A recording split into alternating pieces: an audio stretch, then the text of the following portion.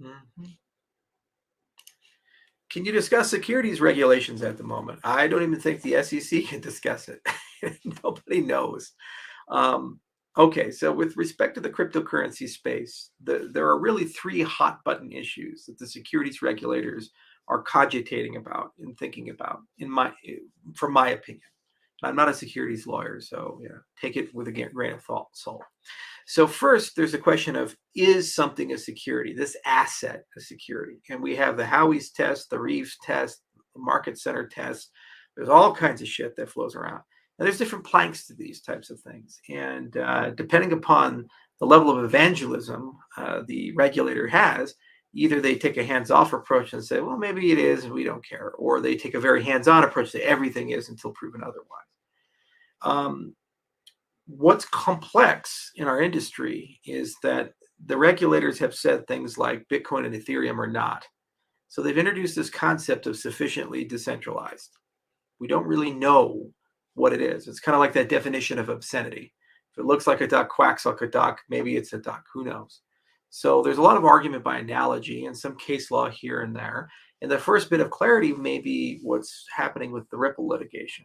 If they don't settle and it goes to trial and they win or lose, it'll establish something in a very direct way about the notion of decentralized.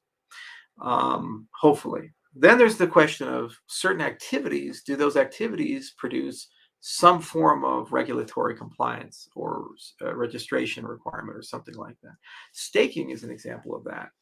And what is staking? Now, we have an opinion. The industry has an opinion. Half of all the value of cryptocurrency is now living in staking land or will live in staking land when Ethereum migrates over.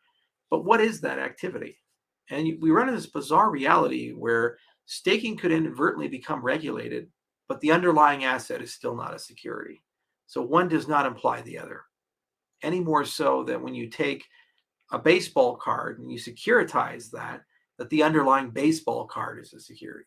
You can always take your Mickey Mantle or your Babe Ruth signed card and sell shares of it. That card is not a security, but the shares you've generated are. So those things don't follow from each other. And that's a whole vertical that's being discussed. And then you have DeFi. You have all these instruments that create yield. You have total locked value. You have all this stuff, these words, these things, and expectations of return. So DeFi is touching usually heavily regulated things. And that in itself has a whole litany of conversations that go above and beyond just is it a security or not, but also cover things that would be in the regulatory remit of FinCEN or the CFTC or other regulatory bodies. Underpinning all of these things is this idea of compliance, and underpinning all of these things is this idea of consumer protection.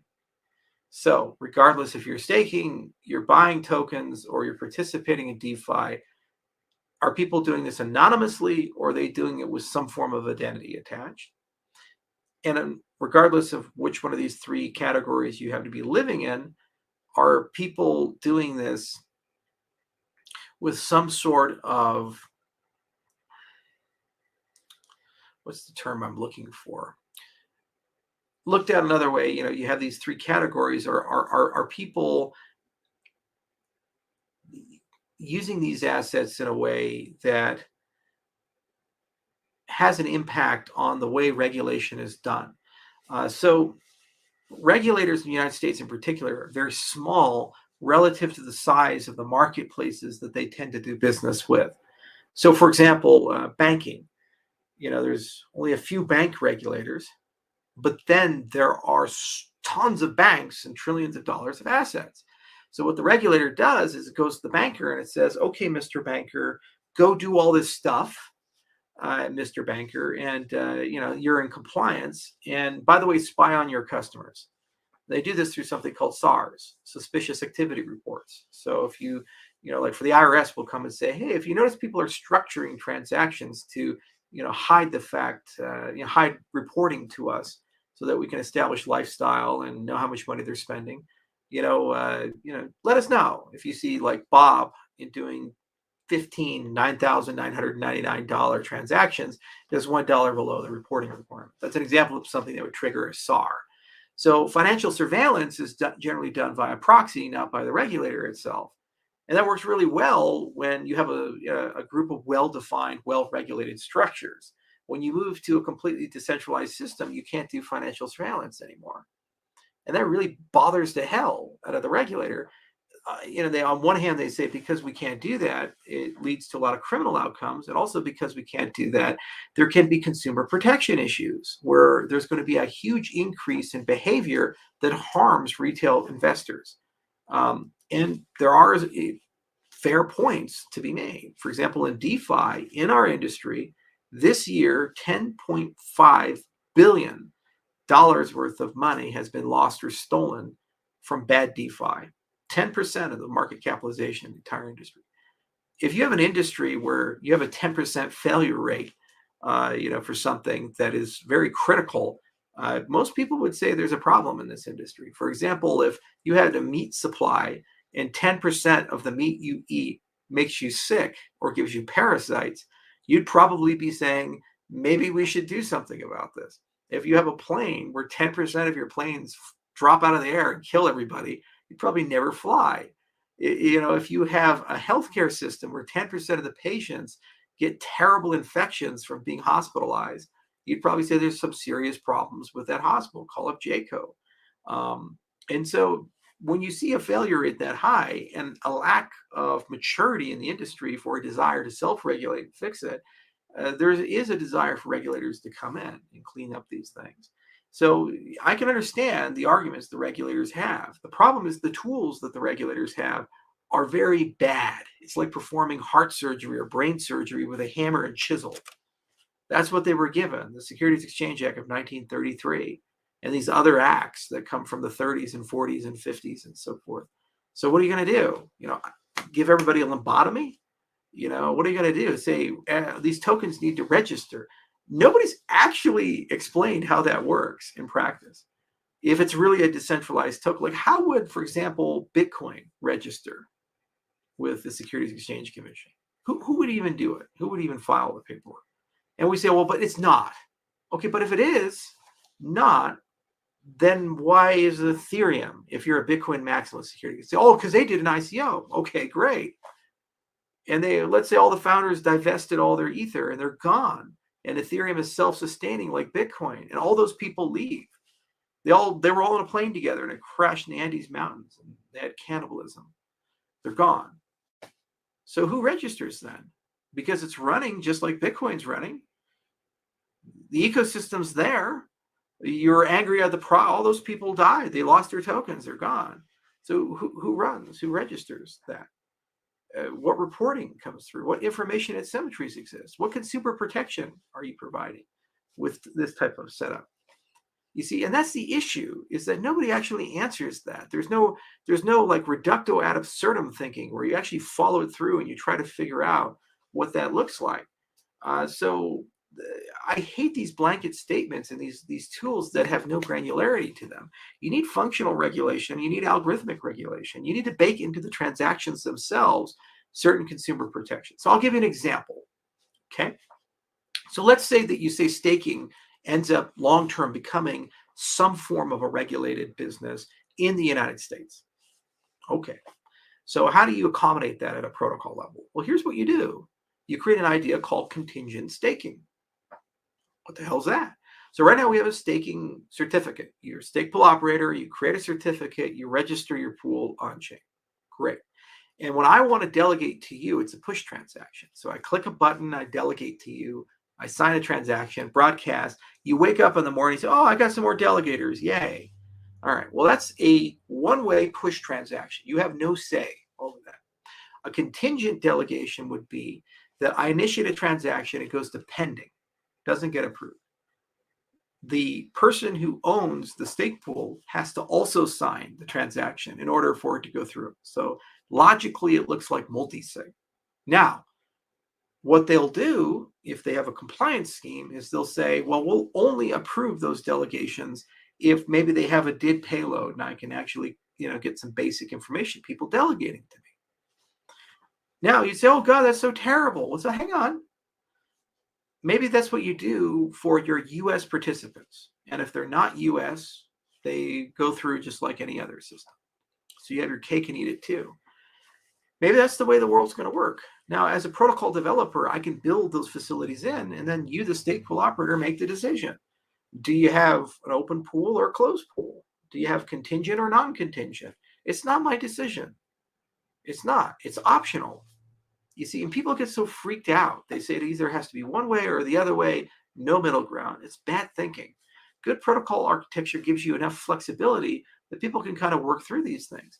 For example, maybe you don't want to do that for regulatory compliance, but you want to do it for your stake pool offerings, your ISPOs. Okay. So they say, all right, you have to include an address and some KYC information and sign our terms of service for the token we're going to give you with the ISPO before you're allowed to delegate to my pool. Would you be okay with that as an ISPO offerer? And maybe you blacklist the United States this way. Every single person who's delegated to you is not under U.S. jurisdiction. Maybe that's a good way of doing things. And so you can do Reg S.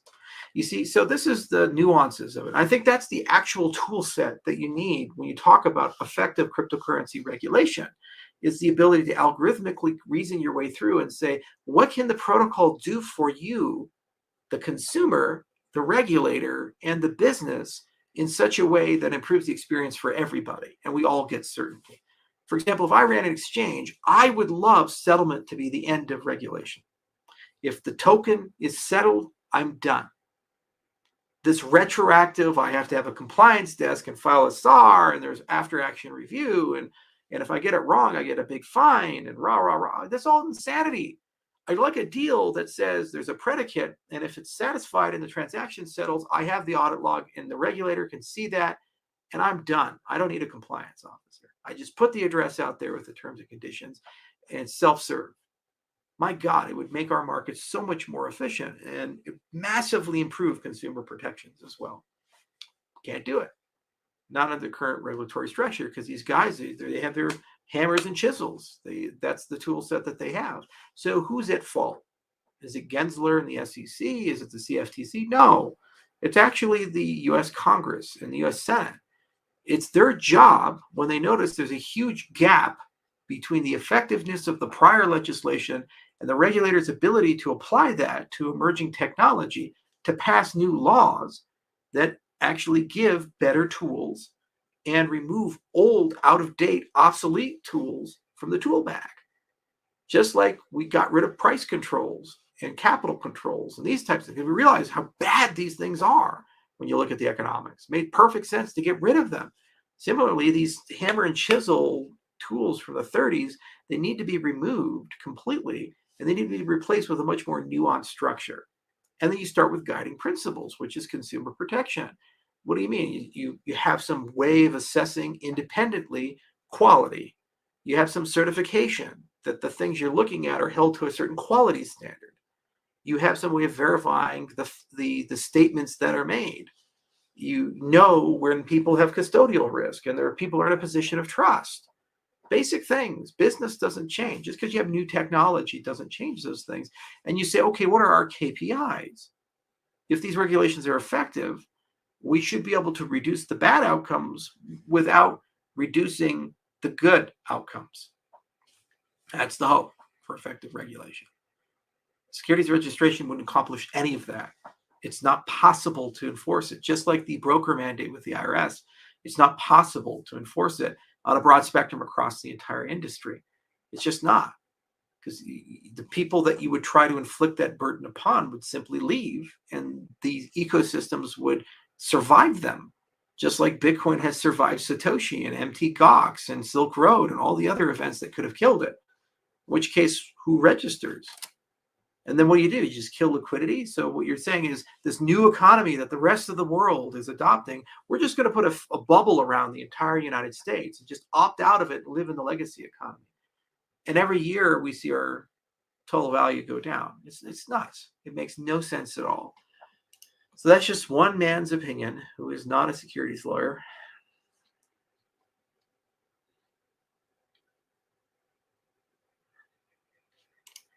Any thoughts on Jeff Hawkins' 1,000 Brains theory? I have not read it yet. I know the book is there. I'll get back to you guys once I've read it.